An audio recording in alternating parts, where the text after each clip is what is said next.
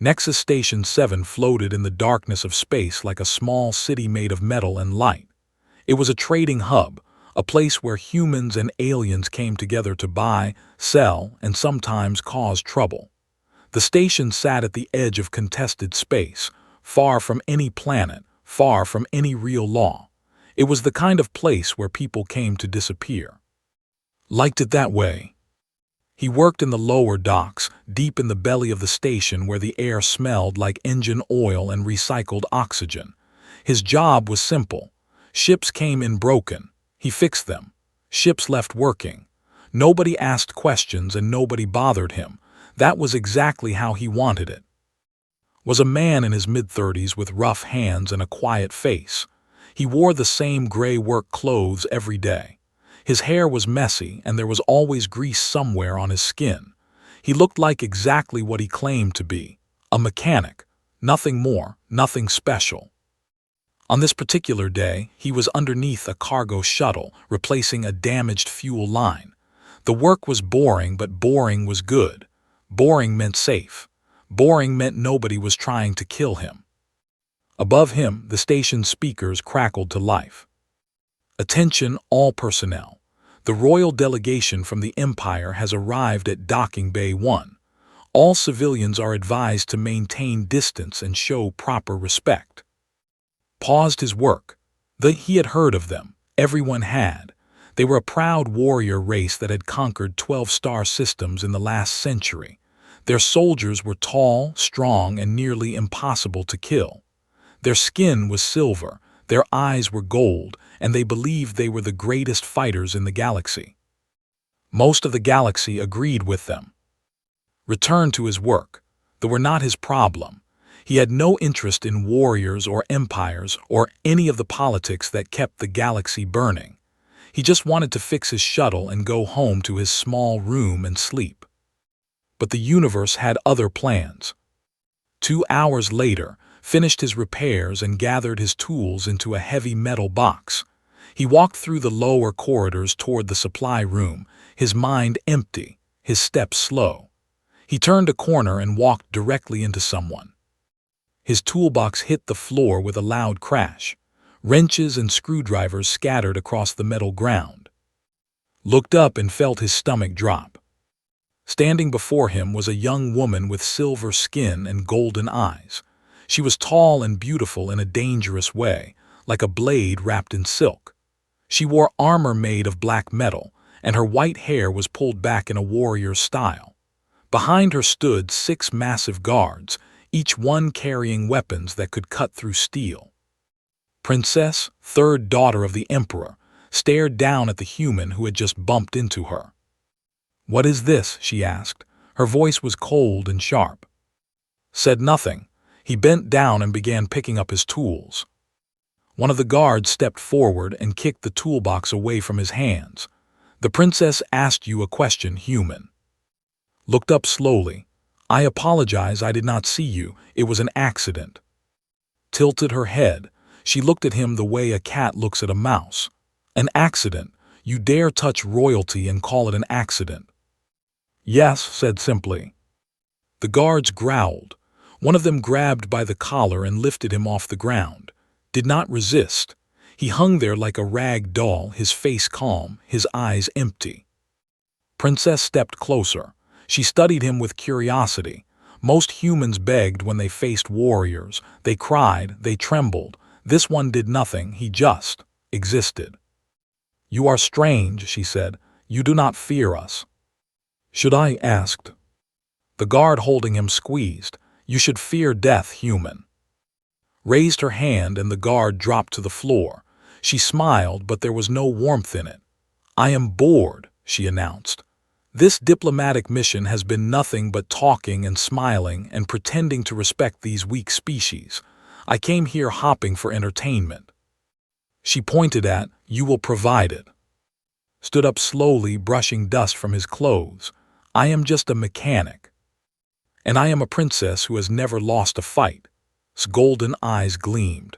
"I challenge you to a duel, hand-to-hand combat in the station's arena, tomorrow at midday." The guards laughed. The other aliens and humans in the corridor quickly moved away, not wanting to be involved. Shook his head. I refuse. The laughter stopped. Smile faded. You refuse. A human refuses a princess. Yes, I have work to do. For a moment, silence filled the corridor, then laughed again, but this time it was darker. Very well. If you will not fight for your own honor, perhaps you will fight for others. She turned to her guards. If this human does not appear in the arena tomorrow, destroy the entire human sector of this station. Every shop, every home, every life. His calm expression finally changed. His eyes sharpened just for a moment. The humans on the station had nothing to do with this, he said quietly. Then make sure you show up. Stepped past him, her guards following.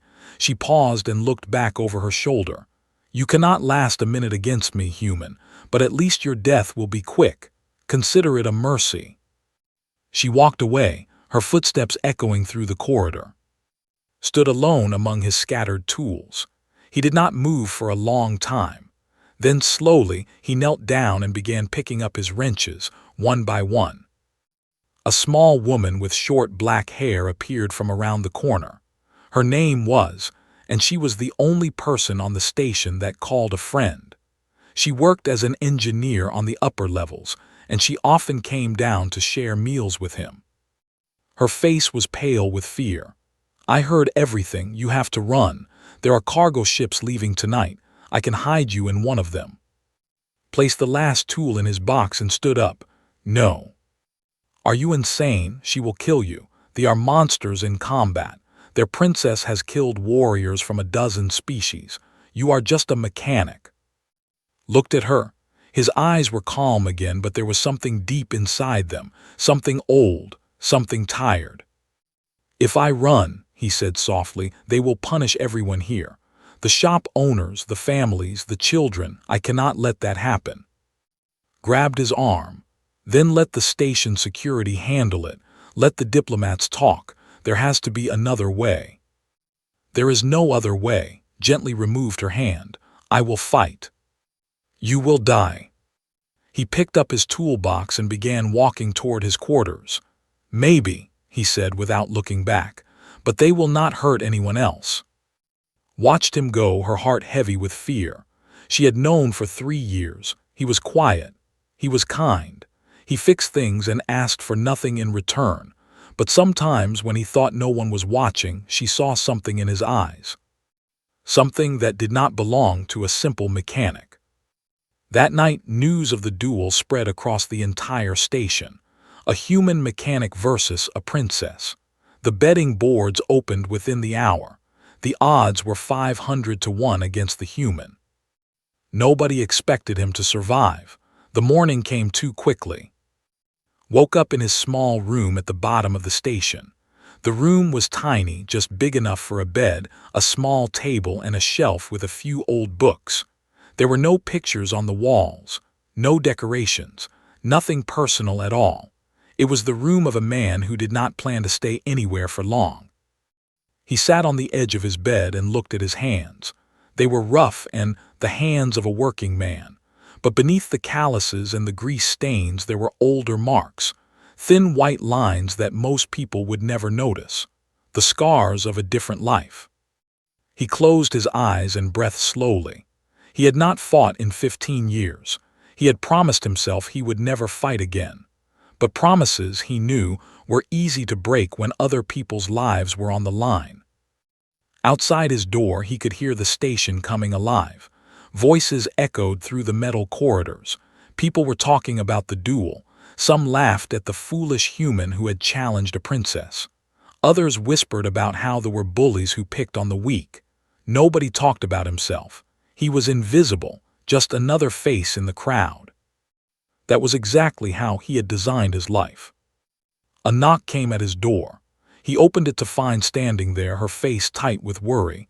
She had not slept. He could see it in her red eyes and pale skin. I brought you breakfast, she said, holding up a small container. You need to eat. He took the container and nodded. Thank you. She followed him inside without asking. He did not stop her. They sat at his small table, and he ate while she watched him with anxious eyes. "I looked up the princess last night," said. "Her name is, she is the third daughter of Emperor. She has been training in combat since she was a child. She has fought in 37 official duels and won every single one. Most of her opponents did not survive." Chewed his food slowly. "I see. Do you understand what I am saying?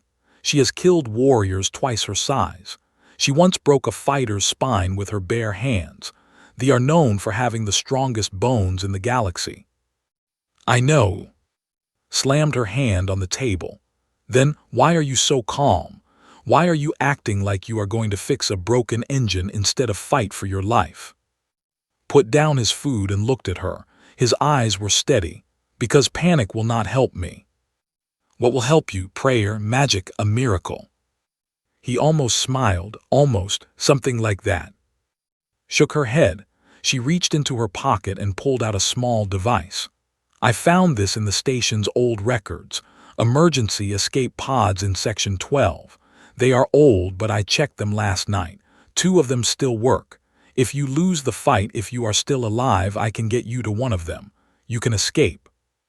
Looked at the device, then back at her. "And what happens to you?" "I will be fine. They will know someone helped me. They will find you." His hands trembled, but her voice stayed strong. "Then I will deal with that when it happens." Reached across the table and gently pushed the device back toward her. "Keep it. You might need it someday, but not for me." He stood up and walked to his shelf. From behind a row of old books, he pulled out a small data chip. It was no bigger than his thumbnail. "If something happens to me today," he said, "I want you to send this to Earth Command. Use an encrypted channel. Tell them it is from Ghost 7. Took the chip with shaking hands. "Ghost 7, what does that mean? What is on this chip?" "My real name, my real history, things I buried a long time ago." He looked at her with something close to warmth. "You have been a good friend, the best I have had in many years. I am sorry I never told you the truth about myself." Before she could ask more questions, he walked to the door. "It is almost time I should go." "Wait," she grabbed his arm. "Please just tell me, who are you really?" He paused at the door. For a long moment he said nothing. Then, quietly, "I am someone who should have died a long time ago." He left without another word. The arena was located in the center of Nexus Station 7. It was a large circular space with high walls and seats rising up on all sides. In the old days, it was used for sports and entertainment. Now it was mostly used for settling disputes between traders and occasionally hosting fights for gambling. Today it was packed. Thousands of beings filled the seats. Humans and dozens of other alien species had come to watch. The air was thick with excitement and the smell of food and sweat.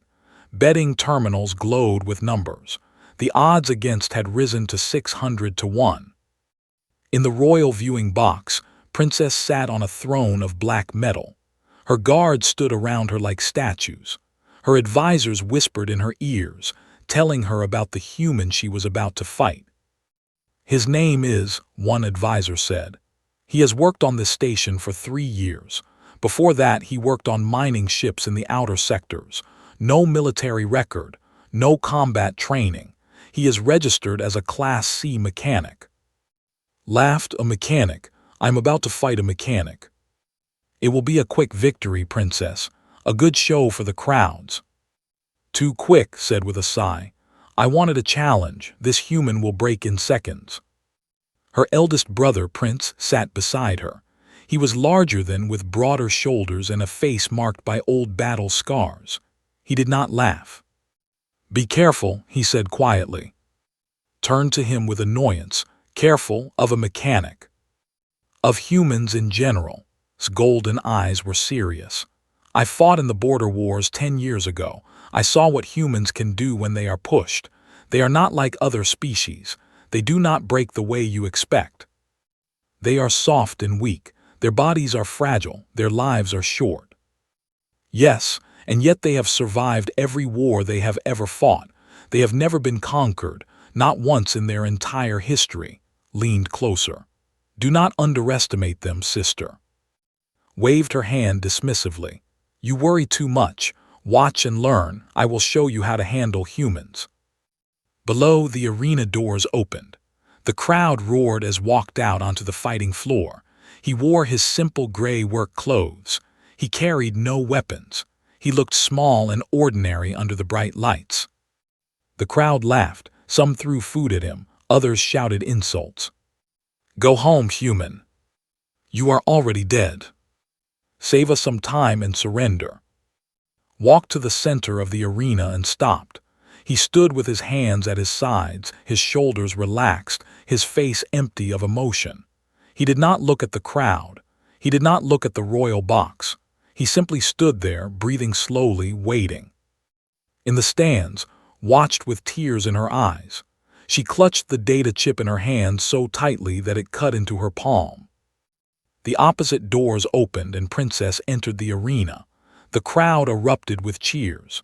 She raised her fists to the sky, drinking in their worship. Her silver skin gleamed under the lights. Her golden eyes burned with excitement. She walked toward with the confidence of a predator approaching wounded prey. She stopped a few meters away from him and smiled. Last chance, human. Kneel and beg for mercy. I might let you live as a slave. Looked at her calmly. No. Her smile widened. Good, I was hoping you would say that. The announcer's voice boomed through the arena. The rules are simple. No weapons. Hand-to-hand combat. The fight ends when one fighter yields or cannot continue. May the strongest warrior win. A horn sounded. The duel had begun.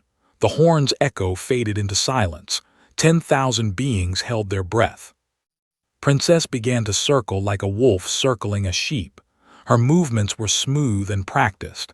Every step was perfect. Every muscle in her body was ready to explode into violence.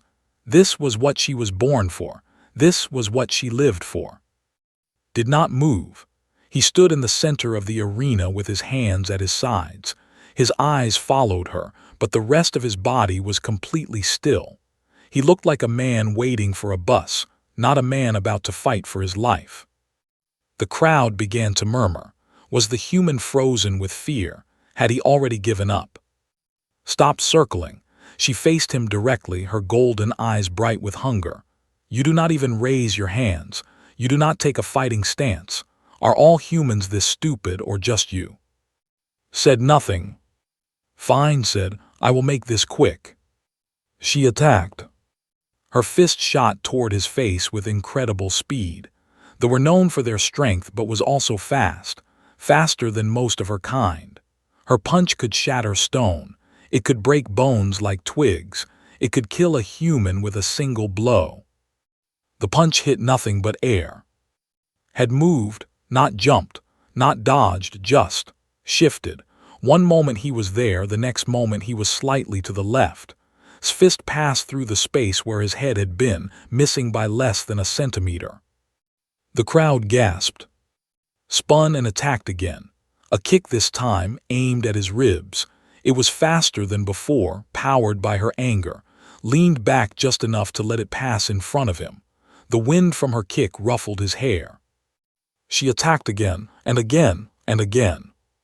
Punches, kicks, elbows, knees. She threw everything she had at him. Her attacks were beautiful and deadly, a dance of violence that had killed dozens of warriors across the galaxy. None of them touched him. Moved like water. No, not water. Water could be caught. He moved like smoke, like shadow, like something that was never quite where you thought it was. He did not block. He did not counterattack. He simply was not there when her strikes arrived. 15 seconds passed. The crowd was no longer laughing. The arena had become completely silent. Everyone watched with wide eyes as the princess attacked the human mechanic with all her might, and the human mechanic danced around her like she was moving in slow motion. 20 seconds. His breathing grew heavy. Sweat appeared on her silver skin. This was impossible. She was one of the fastest warriors in the Empire. She had trained since childhood. She had defeated opponents who could see in complete darkness, opponents who could predict the future, opponents who had 4 arms and 6 eyes. But this human, this ordinary human, he moved like he knew what she was going to do before she did it. 25 seconds. She stopped attacking. She stood in front of him, chest heaving, golden eyes wide with something she had never felt before. Fear. "What are you?" she whispered. Stood calmly before her. He was not breathing hard. He had not even raised his hands. There was no sweat on his face, no tension in his body. He looked exactly the same as when the fight started. "You have 30 seconds left," he said softly. "Would you like to yield, princess?" The words echoed through the silent arena. Nobody moved. Nobody breathed. In the royal viewing box, Prince gripped the arms of his chair so hard that the metal bent. His face was pale. He had seen many fighters in his life. He had faced many enemies, but he had never seen anything like this. "What is he?" one of the advisors whispered. "How is he doing that?" Did not answer. His mind was racing, searching through old memories, old stories, old warnings. In the arena, Sphere transformed into rage. Her pride would not allow this. Her honor would not survive this. She was a princess of the Empire. She could not lose to a human. She could not be humiliated in front of thousands of witnesses. "You have not won," she growled. "You have only run. You have not landed a single blow. When I catch you, and I will catch you, I will tear you apart." Tilted his head slightly. "Then catch me." Screamed and charged. This time she did not hold back. She activated her battle fury, the genetic gift that all warriors possessed. It was their secret weapon, the ability that had helped them conquer 12 star systems. Her silver skin began to glow from within. Blue light pulsed through her veins. Her muscles expanded. Her eyes blazed like golden suns. In this state, she was twice as fast and twice as strong as before. In this state, she had killed creatures that could crush starships with their bare hands. The crowd felt the change. The air itself seemed to vibrate with power.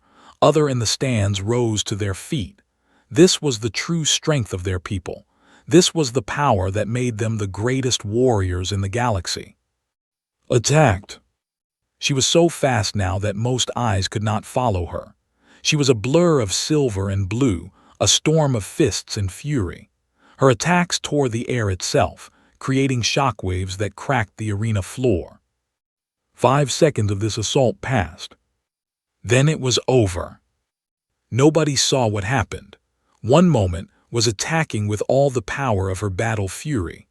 The next moment she was on the ground, her face pressed against the cold stone, her arm locked behind her back at a painful angle.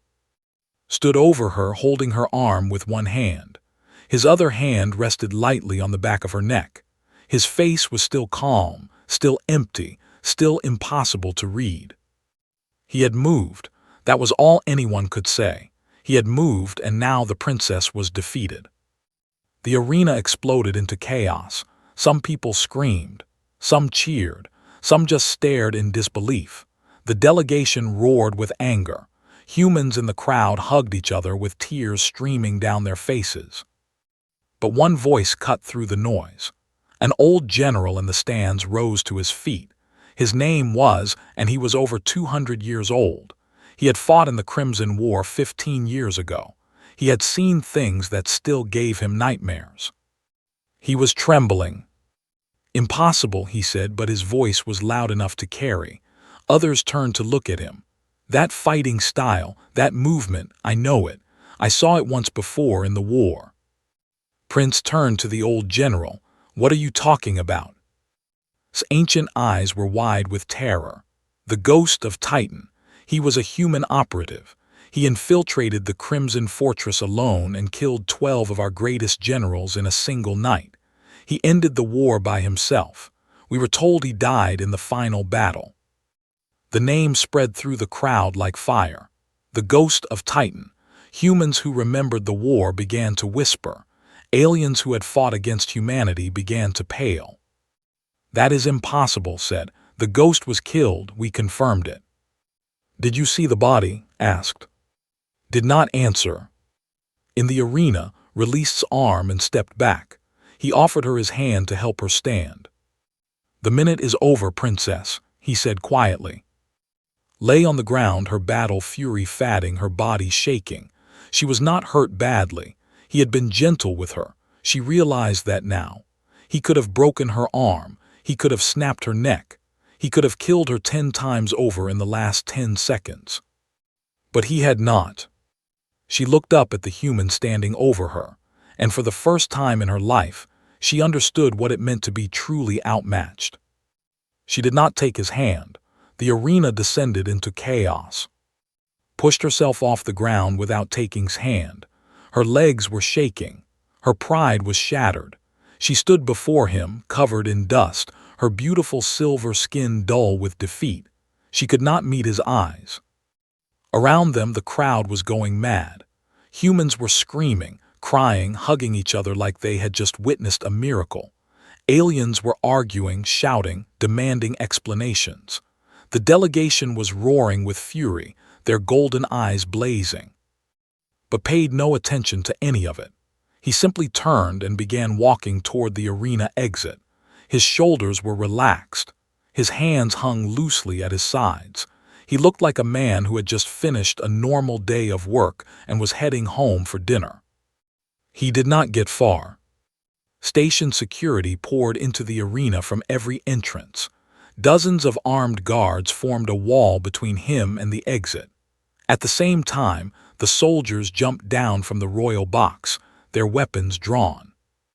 An old general, the one called, pushed through the crowd. His ancient face was twisted with fear and rage.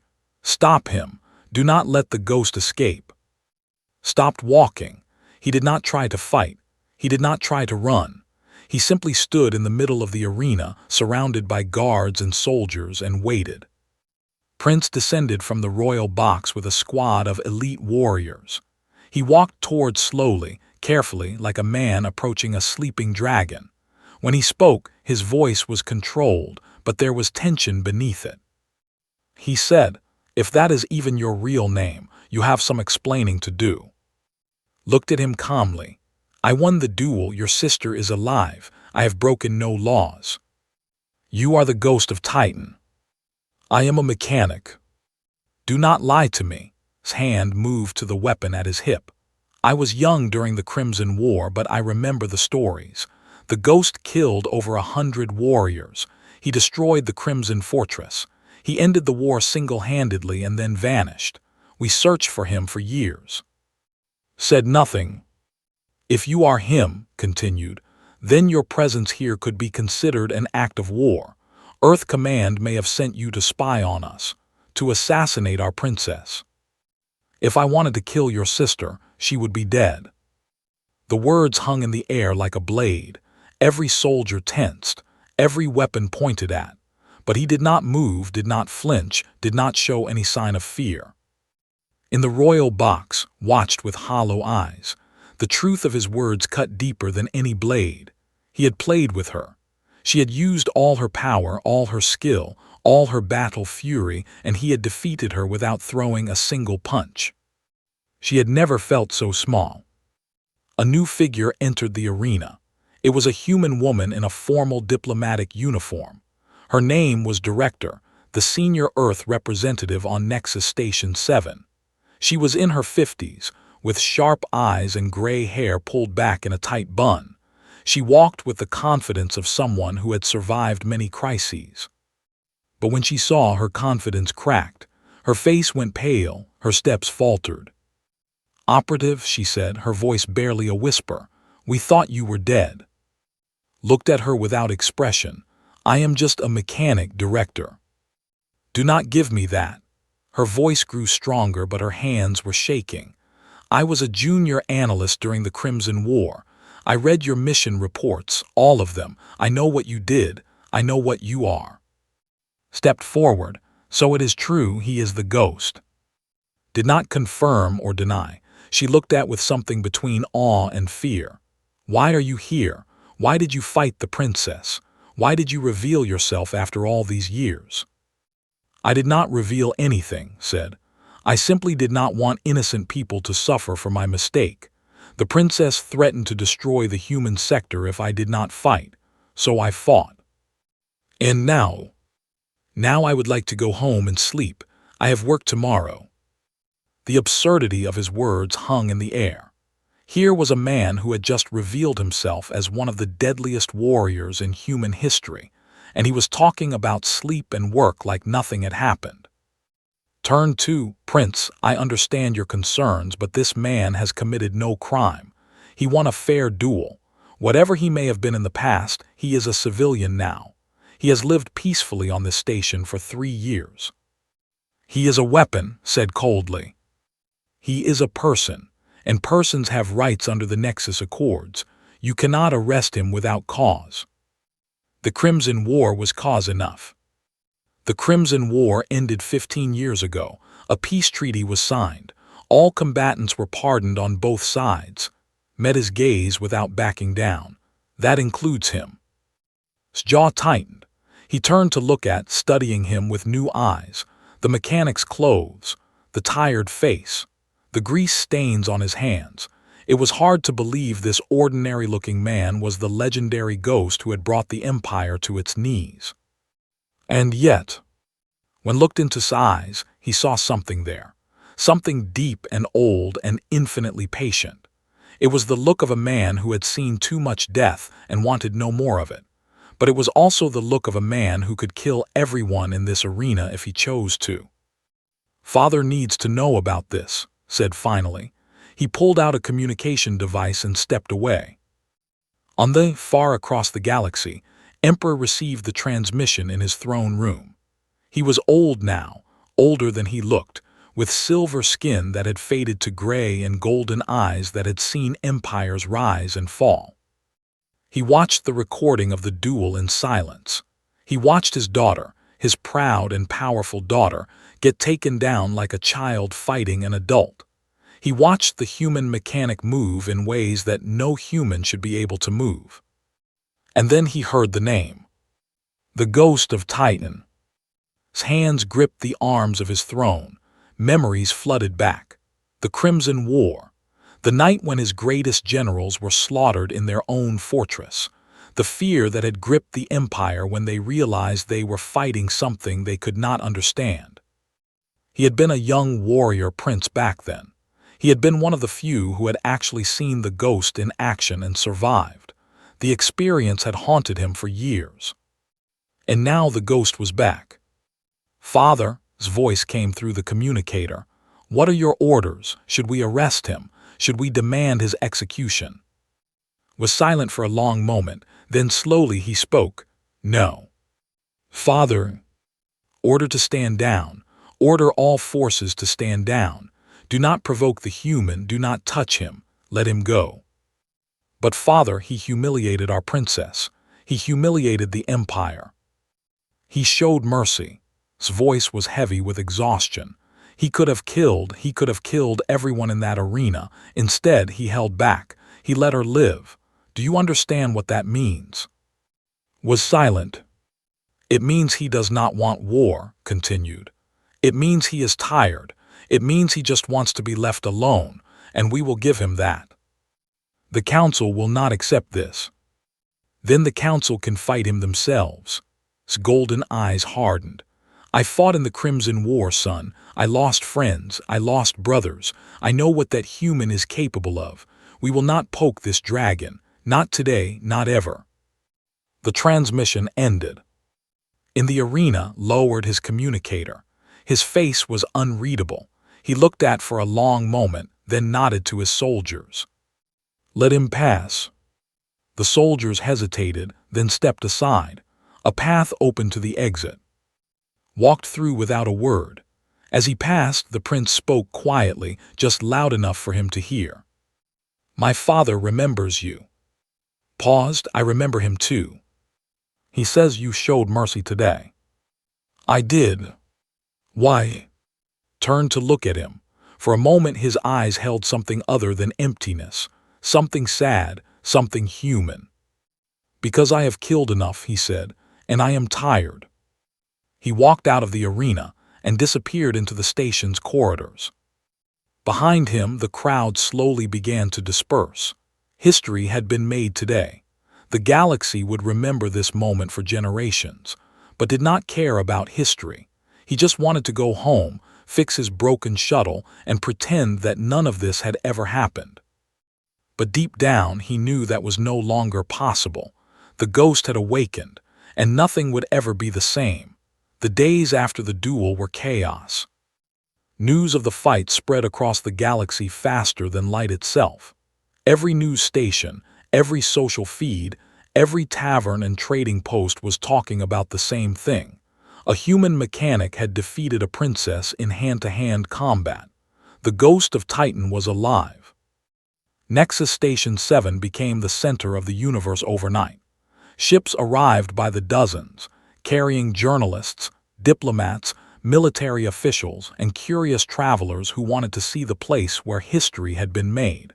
The station's population doubled in 3 days. And everyone wanted to find, but was nowhere to be found. He had returned to his small room in the lower docks, and he had not come out since the duel. His door was locked. His communication device was turned off. He did not answer when people knocked. Came to check on him every day. She brought food and left it outside his door. Sometimes the food disappeared. Sometimes it did not. She did not know if he was eating, sleeping, or simply staring at the wall in silence. On the 4th day, she sat outside his door and talked to him through the metal. "The whole galaxy is looking for you," she said. "Earth Command has sent 3 delegations. They want to talk to you about something called reactivation protocols. I do not know what that means, but it sounds serious." Silence from inside. "The delegation is still on the station. Prince has requested a meeting with you 17 times. The princess has not left her ship since the duel." "Still nothing." "Please, I am worried about you. Just say something. Let me know you are okay." A long moment passed. Then quietly his voice came through the door. "I am fine. I just need time." "Time for what?" "To remember who I am supposed to be." Pressed her hand against the door. "You are my friend. That is who you are." Another silence. Then, "Thank you." She left the food and walked away, her heart heavy. On the flagship, Princess sat alone in her chambers. The room was dark. The lights had been dimmed to their lowest setting. She had not eaten properly in days. She had not trained. She had not spoken to anyone except her servants, and only to tell them to go away. The duel played over and over in her mind. Every moment, every movement, every humiliation. She had been the pride of the empire, the warrior princess who had never lost, the future champion of the people. And in less than 60 seconds, a human mechanic had destroyed all of that.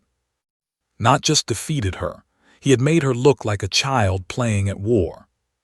She kept seeing his eyes, calm, empty, not angry, not proud, not even interested. He had looked at her the way a teacher looks at a student who does not understand a simple lesson. And the worst part, he had been gentle. When he put her on the ground, he had been careful not to hurt her. He had controlled his strength perfectly. She had felt his power in that brief moment of contact, and it was terrifying. He could have broken her like a toy. Instead, he had simply stopped her. A knock came at her door. "Go away," she said. It was his voice. "I need to speak with you." I said go away. The door opened anyway. Stepped inside, his large form filling the doorway. He looked at his sister with a mixture of concern and frustration.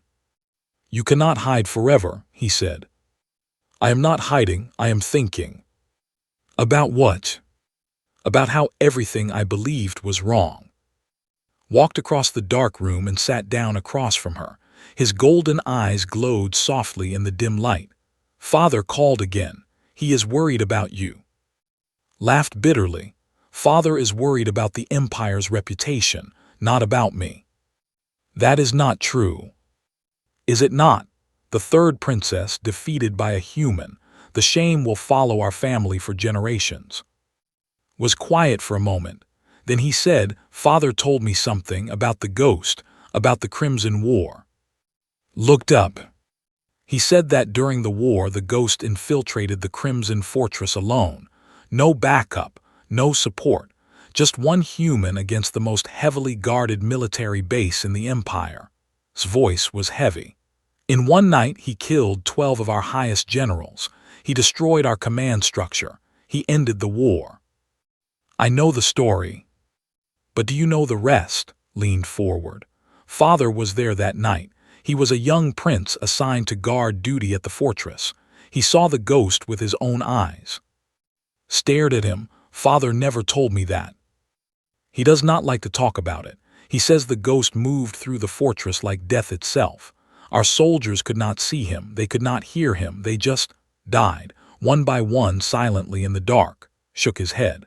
"Father said he hid in a storage room for 3 hours, too afraid to move.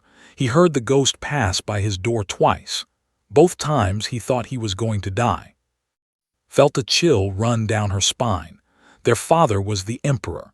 He was the strongest warrior she had ever known. The idea of him hiding in fear was impossible to imagine. "And yet, why are you telling me this?" she asked. "Because you need to understand what you faced. The ghost is not just a skilled fighter, he is something else, something that our people cannot explain." His voice softened. "You were not defeated by an ordinary human, you were defeated by a legend. There is no shame in that." "It does not feel that way." "I know." He reached out and put his hand on her shoulder. "But here is what Father wanted me to tell you. The ghost could have killed you. He chose not to. In our culture that would be an insult, but Father thinks it was something else." "What?" "Respect, or maybe just exhaustion. The ghost has been running from his past for 15 years. He did not want to fight you. He did not want to reveal himself. He only did it because you forced him to." Felt something twist in her chest, guilt, an emotion she was not familiar with. "I threatened innocent people," she said quietly. "I told him I would destroy the human sector if he did not fight." Nodded slowly. "Yes, you did." "He could have run, he could have escaped. Nobody would have blamed him. But he stayed." "Why?" "Maybe you should ask him." Looked up sharply. "What?" "The ghost is still on the station. He has not left. He is hiding in his room, waiting for the chaos to pass." Stood up. "I cannot force you to do anything. You are a princess and you will make your own choices. But if I were you, I would want to understand the man who defeated me. I would want to know why he showed mercy when he had every reason not to." He walked to the door, then paused. "One more thing. I talked to Director, the human diplomat. She told me something interesting about the ghost. His real name is... After the war, he erased his identity and disappeared. For 15 years, he worked as a mechanic on ships and stations throughout the outer sectors. He never hurt anyone. He never caused trouble. He just wanted to be left alone." "Why would someone like him want to be a mechanic?" Smiled sadly. "Maybe he was tired of being a weapon." He left, closing the door behind him. Sat in the darkness for a long time, thinking about his words. Tired of being a weapon. She had never considered that before. In culture, to be a warrior was the highest honor. To be the strongest fighter was to be the most respected person in society. But humans were different. They did not glorify war the way her people did. They did not celebrate killing. For them, violence was sometimes necessary but never desirable. She thought about his eyes in the arena, that deep, tired sadness. The way he had asked her to yield, not with mockery but with something like hope, as if he did not want to hurt her, as if he was giving her a chance to walk away with her dignity intact.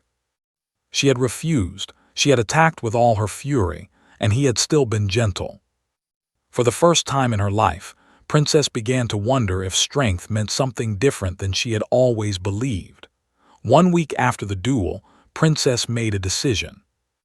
It was late at night, station time. Most of the residents were asleep. The corridors were empty and quiet, lit only by dim emergency lights. It was the perfect time to move without being seen.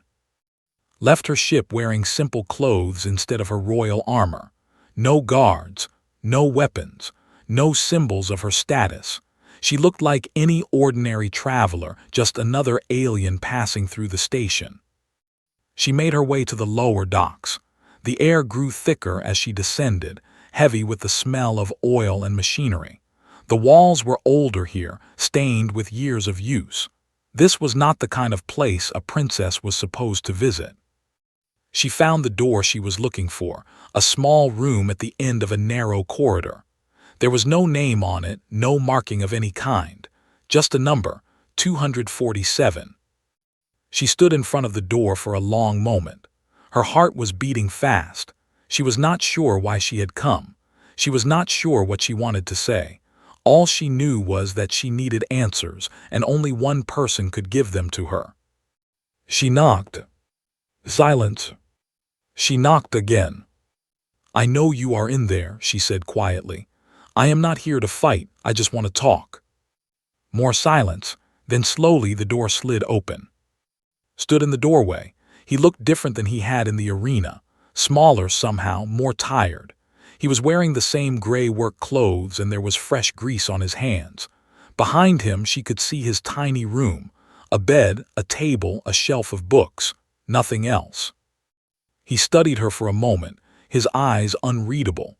Then he stepped aside and gestured for her to enter. Walked into the room. It was even smaller than it had looked from outside. She was used to palaces, to grand halls with high ceilings and golden decorations. This room could fit inside her private bathroom back home. "You should not be here," said. "If your guards find out, there will be trouble." "I do not care." He closed the door and leaned against the wall, watching her. "Why did you come?" Stood in the center of the room, suddenly feeling awkward. She was a princess. She had commanded armies, negotiated treaties, killed enemies in single combat. But standing in this tiny room, facing this quiet human, she felt like a child who had wandered somewhere she did not belong. "Why did you not kill me?" she asked. Raised an eyebrow. "Is that what you would have done?" "Yes. In our culture, when you defeat an enemy who has threatened you, you take their life. It is the proper thing to do. It sends a message to others who might threaten you in the future." "That sounds exhausting." "Blink to what?" "Living like that, always killing, always proving yourself, never being able to just exist." He moved to his small table and sat down. "No wonder your people are always at war. You do not know any other way." "We are warriors. War is our purpose." "Is it? Or is that just what you tell yourselves so you do not have to think about other options?" Felt anger rising in her chest, but she pushed it down. She had not come here to fight. She had come here to understand. "You are avoiding my question," she said. "Why did you not kill me? I threatened your people. I insulted you in front of thousands. I gave you every reason to take my life." Was quiet for a moment. Then he stood up and walked to his small shelf of books. He pulled one down and turned it over in his hands. It was old, with a worn cover and yellowed pages. "When I was young," he said, "I was trained to be the perfect soldier. I could kill in 100 different ways. I could infiltrate any fortress, defeat any enemy, complete any mission. I was a weapon, nothing more." He put the book back on the shelf. "During the Crimson War, I did things that I cannot forgive. I killed so many people that I lost count. Warriors, soldiers, guards. It did not matter. They were targets to me. Obstacles to be removed. I did not think of them as people with families and hopes and fears. I just thought of them as problems to solve." He turned to face her. His eyes held something she had not expected. Pain. Deep, old pain that had been carried for years. "After the war ended, I disappeared. I erased my identity and found work as a mechanic on a cargo ship. For 15 years I have lived quietly. I fix things. I keep to myself. I hurt no one." "But you are still the ghost," said. "You still have all that power." Yes, and every day I choose not to use it. He sat back down at his table. That is why I did not kill you, princess. Because I have killed enough. Because I am tired of being a monster. Because somewhere along the way, I realized that true strength is not about how many people you can destroy. It is about how many people you can save. Stared at him. His words were so different from everything she had been taught. In culture, mercy was weakness. Showing kindness to an enemy was foolishness. The strong conquered. The weak submitted. That was the natural order of things. But this human had shown her mercy, and she was not dead. She was not enslaved. She was standing in his room, having a conversation, being treated as an equal rather than a defeated enemy. I do not understand you, she said finally. I do not understand humans. That makes us even. I do not understand humans either. The corner of his mouth twitched. It was almost a smile. We are a strange species. We are capable of great cruelty and great kindness, sometimes in the same moment. We fight wars over meaningless things and then spend centuries regretting them. We build and destroy and build again, never quite learning from our mistakes. That sounds tragic. It is, but it is also hopeful. He looked at her with something like warmth. Because it means we can change. We are not locked into one way of being. A warrior can become a mechanic. A killer can become a healer. A monster can become a man. Can a princess become something other than a princess? The question surprised her. She had not meant to ask it. But once the words were out, she realized they had been sitting inside her for a long time, waiting to be spoken. Considered the question seriously. What would you want to become? I do not know. I have never been given a choice. She sat down on the edge of his bed, the only other place to sit in the tiny room. Since I was born, my path was decided for me. Train, fight, win, conquer, bring glory to the empire. I never asked if I wanted any of it. And now? Now I am not sure. She looked at her hands, strong hands, warrior's hands, hands that had killed and would be expected to kill again. After the duel, I felt something I have never felt before. Fear, yes, but also relief. When I was on the ground, pinned and helpless, I thought I was going to die, but I did not. And in that moment I felt free, like the weight of expectations had been lifted. Because you had finally failed. Yes, and the world did not end. I am still alive. I am still me, just less certain about what me means. Nodded slowly. That is the beginning of wisdom, princess. Doubt is not weakness. It is the first step toward becoming something better. Looked at him. In the dim light of his tiny room, surrounded by old books and engine parts, he did not look like a legendary warrior. He looked like a tired man who had seen too much and just wanted peace. Will you teach me? She asked. Teach you what? How to be something other than what I was born to be. How to choose my own path. Was quiet for a long time. His eyes searched her face looking for something. Whatever he found, it seemed to satisfy him. I cannot teach you that, he said finally. That is something you must learn for yourself. But I can tell you this. The first step is to stop fighting. Not because you are weak, but because you are strong enough to choose something else. Considered his words. They felt strange to her, like a new language that she did not quite understand yet. But somewhere deep inside, they also felt true. She stood up and walked to the door. Then she paused and looked back at him. Thank you, she said, for showing me mercy and for this conversation. You are welcome, princess. And just... He nodded. She left his room and walked back through the empty corridors of the station. The night was quiet. The stars shone through the viewports like distant fires. And for the first time in her life, Princess felt like she might have a future that she could choose for herself. 3 months passed. The galaxy slowly returned to normal. The news stories faded. The journalists went home. The diplomats finished their meetings and signed their agreements. Life on Nexus Station 7 settled back into its usual rhythm of trading, repairing, and surviving. But some things had changed forever. Princess returned to a different person than the one who had left. She no longer boasted about her victories. She no longer challenged every warrior she met.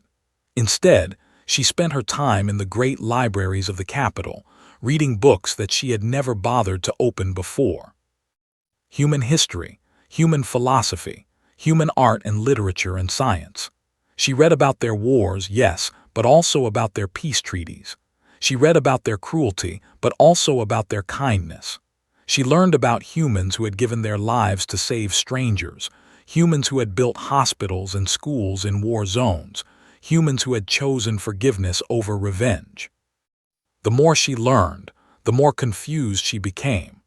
And the more confused she became, the more certain she was that her people had made a terrible mistake in underestimating humanity. Her father, Emperor, noticed the change in his daughter. He watched her from a distance, saying nothing. He remembered his own experience with the ghost 15 years ago, the terror, the helplessness, the realization that there were forces in the galaxy that they could not simply overpower. One evening, he called her to his private chambers. "You have been different since you returned," he said. "The council is concerned. They think you have lost your fighting spirit." Stood before her father, her back straight, her eyes calm. "I have not lost my spirit, father. I have changed it." "Changed it how?" "I used to think that strength was about defeating enemies.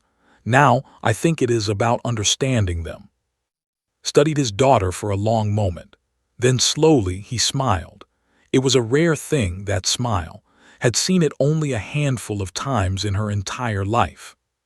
"You sound like your mother," he said. Mother. She was not a warrior. She was a scholar, a diplomat. She believed that they spent too much time fighting and not enough time thinking. I never understood her while she was alive. But now, looking at you, I think I am beginning to. Felt tears prick at her eyes. Her mother had died when she was young. She barely remembered her. "The ghost taught me something," she said. "He showed me that true power is not about destruction. It is about choice. He could have killed me, but he chose not to. That choice was stronger than any weapon." Nodded slowly. "I have thought about him often since the duel, the ghost, the human who ended our war. I hated him for a long time. I wanted revenge, but now," he sighed, "now I am just tired. Perhaps it is time for a different kind of strength." Reached out and took her father's hand. It was a small gesture, but it meant everything. "Let me show you," she said. "Let me build a bridge between our people and the humans, not with swords but with understanding."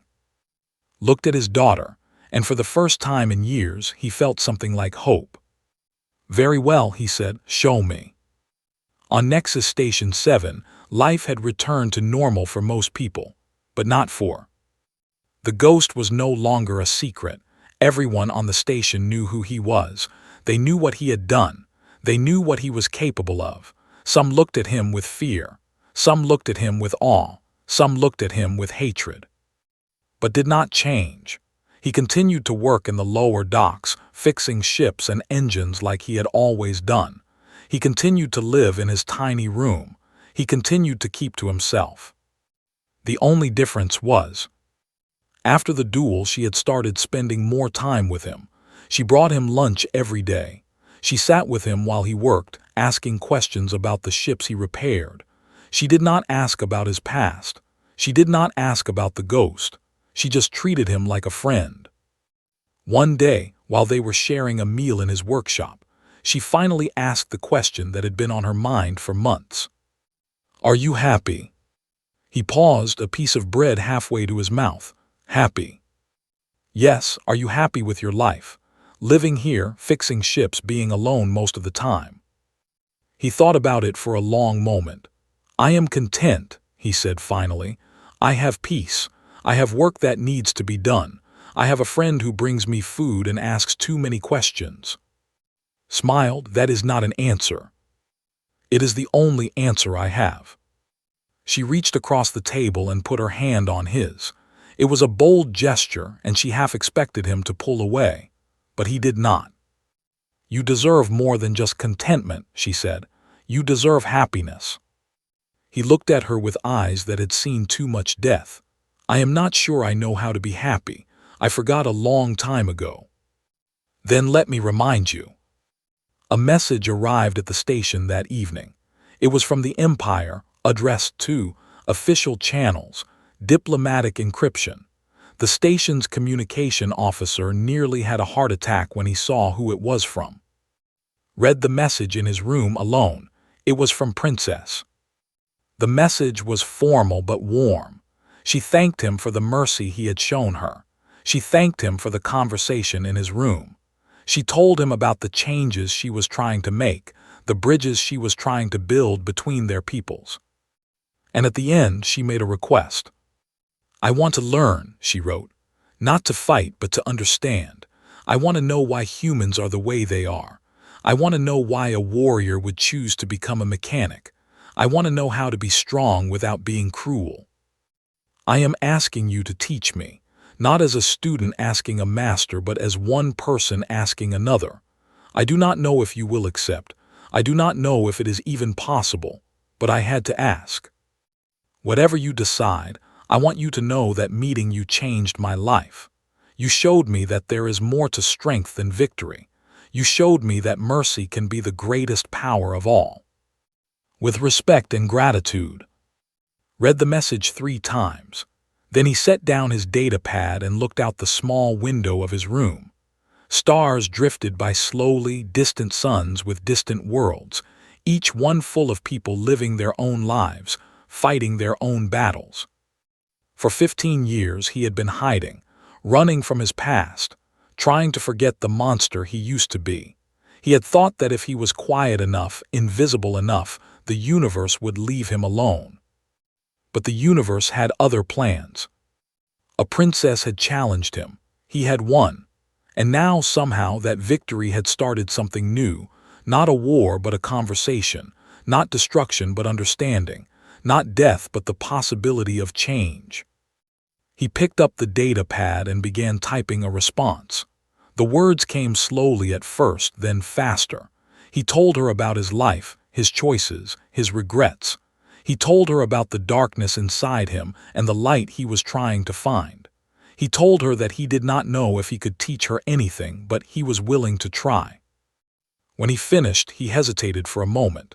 Then he added one final line. "For the first time in 15 years, I am not afraid of what comes next." He sent the message and sat back in his chair. Outside his window, the stars continued their slow dance. Somewhere across the galaxy, a princess was reading his words. Somewhere on the station, a friend was waiting to share lunch with him. Somewhere inside himself, a man who had once been a monster was learning to be something else. Found him still sitting by the window an hour later. She noticed something different about him immediately, something in his eyes, something she had never seen before. "Are you okay?" He turned to look at her, and for the first time since she had known him, for the first time in longer than he could remember, smiled. "Yes," he said, "I think I am." And he meant it.